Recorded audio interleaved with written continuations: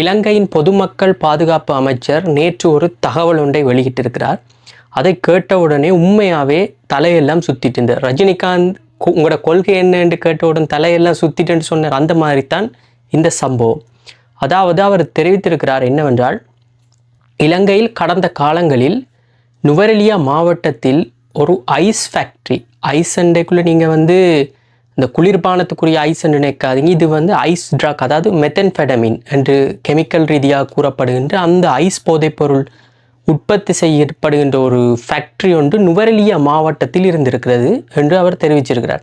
இந்த தகவல் அவருக்கு எப்படி வந்ததுன்னா, உங்களுக்கு தெரிந்திருக்கும், கடந்த 2-3 நாட்களுக்கு முன்னர் இந்தோனேஷியாவில் இருந்து ராஜமரியாதையுடன் அழைத்து வரப்பட்ட சில முக்கிய பிரமுகர்களால் தெரிவிக்கப்பட்ட வாக்குமூலம்தான் இந்த விடயம் வெளிவந்திருக்குது. அதாவது அவர்கள் தெரிவித்திருக்கிறார்கள் மேலும் என்னவென்றால், அந்த ஐஸ் ஃபேக்ட்ரியிட அந்த மெத்தன்ஃபெட்டமின் ப்ரொடக்ஷனுக்காக 2000 கிலோகிராம் அளவு பெறுமதியான மூலப்பொருட்கள், அதாவது கெமிக்கல்ஸ் அவர்கள் இறக்குமதி செய்திருக்கிறார்கள். என்ன கொடுமை என்று பாருங்கள். இலங்கை இருக்கிற நிலைமைக்கு, இலங்கையிட ஃபாரின் கரன்சி இருக்கிற பிரச்சனைக்கும் மக்கள் படுற பாட்டுக்கும் அந்த 2000 கிலோகிராம் கெமிக்கல்ஸை இம்போர்ட் பண்ணுறாங்கன்றா எவ்வளவு பெருந்தொகையான பணம் இதில் பரிமாறப்பட்டிருக்கும். அது அடுத்த விடயம். அடுத்ததாக மிக முக்கியமான விடயம், இந்த 2000 கிலோகிராம் மூலப்பொருட்களை பயன்படுத்தி எவ்வளவு பெறுமதியான, எவ்வளவு கொள்ளளவுள்ள மெத்தன்ஃபெடமினை உருவாக்கி இந்த சமூகத்தில் அவர்கள் வெளியிட்டிருப்பார்கள் என்பதை நினைக்கத்தான் உண்மையாகவே தலை சுற்றுது. ஏன்னு சொல்கிறேன்டா, இப்போ இந்த சொசைட்டிக்குள்ளே ட்ரக்ஸை இம்போர்ட் பண்ணி இந்த சொசைட்டியில் ட்ரக்ஸ் வரும்போது என்ன நடக்குமெண்டா, என்ன சொல்கிறது, ட்ரக்ஸ் அதுக்கு அம்மா அப்பா தெரியாது, அக்கா தங்கச்சி தெரியாது, நண்பன் எதிரி தெரியாது, எதுவுமே தெரியாது. குரங்குலேருந்து வந்த மனுஷனை திரும்பி குரங்குக்கு கொண்டு விடுறதான் இந்த ட்ரக்ஸ் செய்ய போகிற வேலை. ஸோ இந்த மாதிரியான காரியங்களை செய்த யாரையும் உண்மையாகவே வெளியில் விடக்கூடாது. இந்த அரசாங்கத்தின் மீது மக்களுக்கு அவ்வளவு நம்பிக்கை இருக்கிறது. அரசாங்கம் நிச்சயமாக இவர்களை கண்டுபிடித்து, குறிப்பாக இந்த 2000 கிலோகிராம் அளவான பெறுமதியான பொருட்கள் இறக்குமதி செய்யப்படுகிற, இது சாதாரண ஒரு ஆள், நானோ நீங்களோ யாருமே சாதாரணமான ஒரு ஆள் செய்து விட முடியாது. இதற்கு பெருமளவான அரசியல் பலம், அதிகாரிகள் பலம், பணபலம், இந்த மூன்றும் இருந்தால்தான் இதை செய்திருக்க முடியும். அப்படி என்றால் அவர்களுக்கு இந்த போதைப்பொருள் உற்பத்தி செய்வதற்கு யாரோ ஒரு அரசியல்வாதி, ஒருவரோ பலரோ அரசியல்வாதிகள், அமைச்சர்கள், போலீஸ் அதிகாரிகள், கஸ்டம்ஸ் ஆஃபீஸர்ஸ் என்று ஒரு பெருந்தொகையான ஒரு டீமே இதுக்கு சப்போர்ட் பண்ணியிருக்கணும் போலத்தான் தெரியுது. இதை அரசாங்கம் எப்படியும் கண்டுபிடித்து அவர்கள் ஒருவரையும் இந்த சமூகத்துக்குள் விடக்கூடாது. ஏனென்றால் இவர்கள் சமூகத்திற்கு வந்தால் இந்த சமூகத்தை அழித்து விடுவார்கள். இப்படியான ஒரு ட்ரக்ஸை சமூகத்துக்குள்ளே கொண்டு என்ன சொல்கிறது, அந்த சமூகத்தை சீரழிப்பவர்கள் இந்த சமூகத்திலே வாழ தகுதியற்றவர்கள் என்பதுதான் பொதுவான கருத்து. ஏன் நான் இது ஹைசன்பர்க் என்று சொல்கிறேன்னா, உங்களுக்கு தெரிஞ்சிருக்கும், இந்த நெட்ஃப்ளிக்ஸில் இந்த பிரேக்கிங் பேட் சீரீஸ்லேயும் இப்படியான ஒருவர் தான், ஒரு கெமிஸ்ட்ரி ப்ரொஃபஸர் எப்படி ஒரு ட்ரக் கிங் பின்னா மாறினார்ன்றது தான் அந்த சீரீஸில் கதை. உங்களுக்கு டைம் இருந்தால் அந்த சீரீஸை பாருங்கள். ஸோ அங்கேயும் அவர் செய்கிற அந்த ட்ரக் மெத்தன்ஃபெடமின் தான். அவர் ஒரு சைலண்டாக இந்த சமூகத்துக்குள்ளே இருந்த ஒரு ஆள் தான் அந்த மெத்தன்ஃபெடமினை சமூகத்துக்குள்ளே இப்படி இன்ஜெக்ட் பண்ணுறான்றது அந்த கதை. ஸோ அப்படியான ஒருத்தர், அப்படியான ஒரு ஹைசன்பர்க் இன்னும் இலங்கையில் இருக்கிறாரா என்பதுதான் இப்போ கேள்வி. அல்லது அவரை கண்டுபிடித்து பிடித்து விட்டதா அரசாங்கம், போலீஸ் என்பதுதான் அடுத்த பிரச்சனை. இந்த மாதிரியான இந்த மெத்தன்ஃபெடமினை பற்றி நான் கொஞ்சம் சர்ச் பண்ணதில் அது லாங் டேர்ம் எஃபெக்டில் heart attack, stroke, kidney failure, இப்படி பெருவாரியான பெரும் பாதகமான விளைவுகளை அதை கன்சியூம் பண்ணுறாக்களுக்கு ஏற்படுத்தும். அதை தவிர அது ஒரு அடிக்டிவ். நீங்கள் இப்போ ஒரு முறை பாவித்தீர்கள் என்றால் அதிலிருந்து ஒரு அடிக்ஷன் மாதிரி அது கண்டினியூஸாக யூஸ் பண்ண வேண்டிய ஒரு சிச்சுவேஷன் தான் கொண்டு விடும். இப்படியான இது ஒரு நஞ்சு சமூகத்துக்குள்ளே பரப்புறதான் இந்த வேலை. ஸோ இப்படியானவர்களை இந்த சமூகத்தில் எப்படியும் விடக்கூடாது. இதற்கு அரசாங்கம் உரிய நடவடிக்கை எடுக்கும் என்று நானும் நம்புகிறேன், அனைவரும் நம்புகிறார்கள். ஒரு ட்ரக் ஃப்ரீ சொசைட்டியை உருவாக்குவதற்கு அனைவரும் துணை நிற்க வேண்டும். அதுதான் நமது எல்லோரது கடமையும். அது நாங்கள் இன மத வேறுபாடுகள் எதுவுமின்றி இந்த ட்ரக்ஸை, போதைப் பொருளை சமூகத்திலிருந்து ஒழிப்பதற்கு அனைவரும் முன்னின்று செயற்பட வேண்டும்.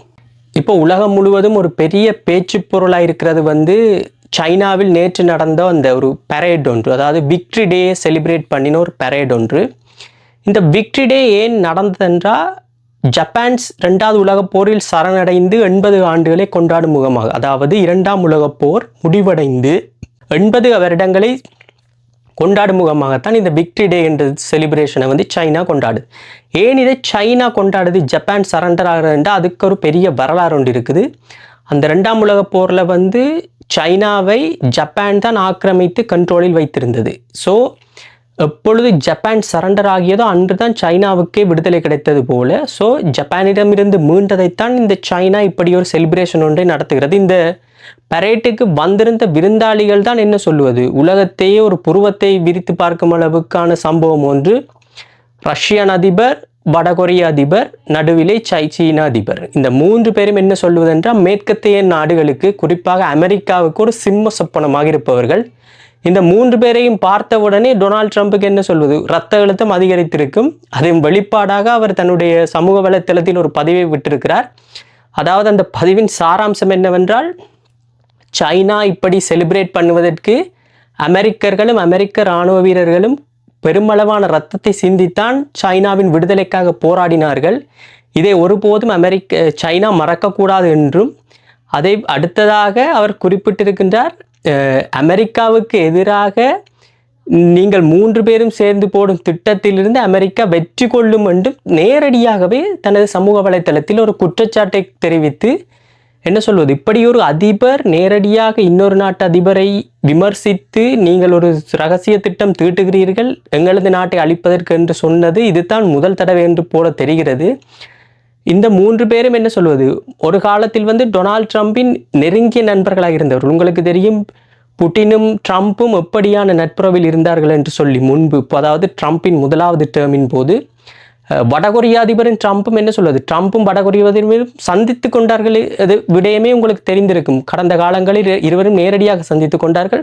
சீனாவுக்கும் ட்ரம்புக்கும் இடையிலே நல்ல ஒரு நட்புறவு ஒன்று இருந்தது கடந்த காலங்கள். தற்பொழுது இந்த டரிஃப் பிரச்சனை வந்த பின்புதான் இருவருக்கும் இடையிலே ஒரு முறுகல் ஏற்பட்டுள்ளது. ஸோ தற்பொழுது ட்ரம்பை கொஞ்சம் ஆத்திரப்படுத்துவதற்காகவோ அல்லது ட்ரம்பால் எங்களை ஒன்றும் செய்ய முடியாது என்பதை காட்டுவதற்காகவோ இந்த இருவரையும் சீன அதிபர் அழைத்தாரோ என்பதுதான் தற்பொழுது ஒரு சந்தேகத்திற்குரிய கேள்வி. நல்லவேளை இந்த இடத்தில் இந்திய பிரதமர் இல்லை, இருந்திருந்தால் இன்னும் எகிரி இருக்கும் டொனால்ட் ட்ரம்புக்கு ரத்த அழுத்தம் என்று தான் சொல்ல வேண்டும். தற்பொழுது இது ஒரு சுவாரஸ்யமான ஒரு நகர்வை நோக்கி செல்கிறது இந்த உலக அரசியல். பார்ப்போம் இப்பொழுது வேர்ல்டு ஆர்டர் வந்து எதுவும் மாற்றம் ஏற்பட போகிறதா, அமெரிக்காவுக்கு எதுவும் ப்ரெஷர் வரப்போகிறதா என்பதை நம்மகள் பொறுத்திருந்து தான் பார்க்க வேண்டும். ஆனால் இது ஒரு சுவாரஸ்யமான ஒரு வித்தியாசமான நிலைமை தற்பொழுது இருக்கிறது. தமிழ்நாட்டு அரசியல் சூழலில் நேற்று ஒரு முக்கியமான ஒரு திருப்பம் ஒன்று நடந்திருக்கிறது. அதாவது அம்மா மக்கள் முன்னேற்ற கழகத்தின் பொதுச் செயலாளர் டிடிவி தினகரன் என்டிஏவிலிருந்து விலகப் போவதாக ஒரு தகவல் வந்திருக்கிறது. அவர் ஒரு திருமண வீட்டில் பங்கு பற்றி இருந்த போது அதன் பின்னர் செய்தியாளர்களை சந்தித்த போது தான் எந்த கூட்டணியில் இருப்பேன் என்பதை வரும் டிசம்பர் மாதம் அளவில் தான் தெரிவிக்கப் போவதாக நேரடியாக தெரிவித்திருந்ததுடன் சில துரோகங்கள் நடைபெறுகின்றன என்றும் அம்மாவின் தொண்டர்கள் அனைவரும் ஒன்று சேர வேண்டும் என்றும் தெரிவித்திருக்கின்றார். திரும்பி அவர் அந்த துரோகம் அம்மாவின் தொண்டர்கள் என்று அந்த பக்கம் நகர்ந்து விட்டார். தற்பொழுது பார்க்கும் பொழுது இந்த அதிமுக என்டிஏ கூட்டணியானது சற்று பலவீனம் அடைந்து கொண்டே செல்வது போல தெரிகிறது. முதலாவதாக ஓபிஎஸ் என்டிஏவிலிருந்து வெளியேறினார்.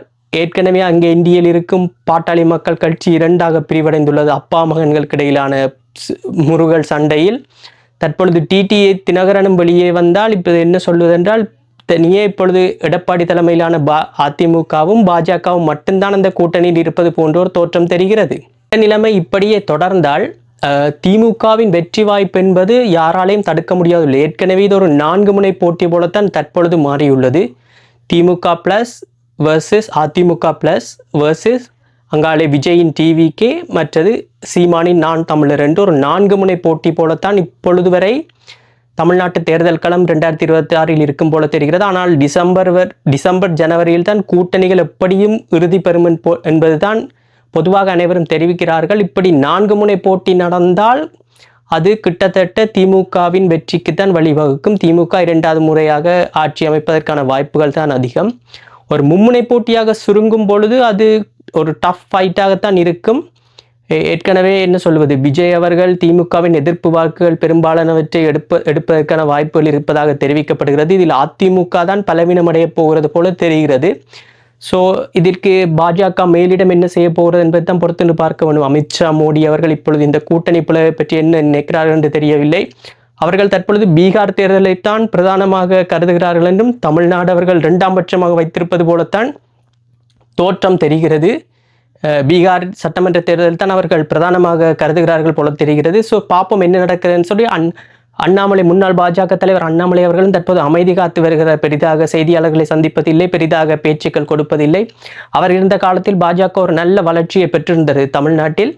ஸோ பொறுத்திருந்து பார்ப்போம் இது என்ன நடக்க போகிறது. தமிழ்நாட்டு அரசியல் களத்தில் ஒவ்வொரு நாளும் ஒரு சுவாரஸ்யமான சம்பவம் நடந்து கொண்டுதான் இருக்கிறது.